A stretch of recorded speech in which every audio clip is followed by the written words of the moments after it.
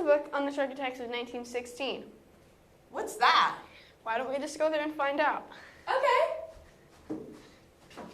Wow, this is crazy! I know. While we're there, we should film a student news report. Wow. Here, just read the script. Hello, ladies and gentlemen. This is Annabelle D. reporting from the shore of Manawan Creek on the 5 shark attacks that took place in the span of the last 12 days. The first attack was off the Jersey coast, where a shark brutally killed Charles Van Sant. I interviewed Sheridan Taylor, who witnessed the attack happen. I was also in the water when everyone heard shouts. I looked over and Charles was yelling. Others thought he was calling for his dog, but the yelling continued and Charles was being jerked around in the water. I ran over with a lifeguard and dragged him out of the water. The shark that attacked him followed us to shore, but thankfully no one else was bit.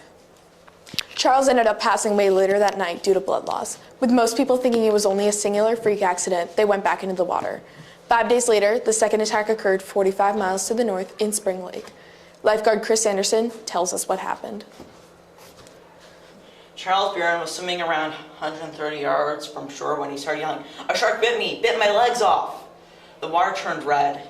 George White, my fellow lifeguard, rowed out with me to go get him. On his way back to shore, he died of blood loss. After this attack, mesh barriers were put around the swimming areas almost immediately. What would happen next would elevate the panic to a new level. 30 miles farther north, residents of Manawan, a small town 11 miles inland from the open ocean, thought that they were safe from attacks. 11-year-old Lester Stillwell decided to meet his 2 friends at Manawan Creek. Splashing and playing in the water, Lester told his friends to watch him float on his back while he was attacked, screaming and bobbing up and down in the water. His friends ran to town and cried for help, where 24-year-old Stanley Fisher and 2 other men ran down to the creek. Thinking Lester was suffering a seizure, the men dove into the creek, not knowing there was a shark. Stanley pulled the boy's body away from the shark and was also attacked.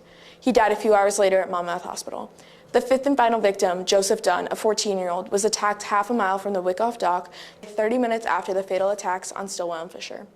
The shark bit his left leg, but Dunn was rescued by his brother and friend after a vicious tug-of-war battle with the shark.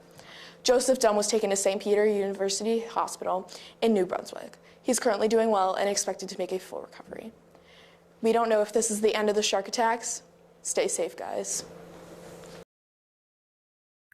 Wow, that was really fun. Wow.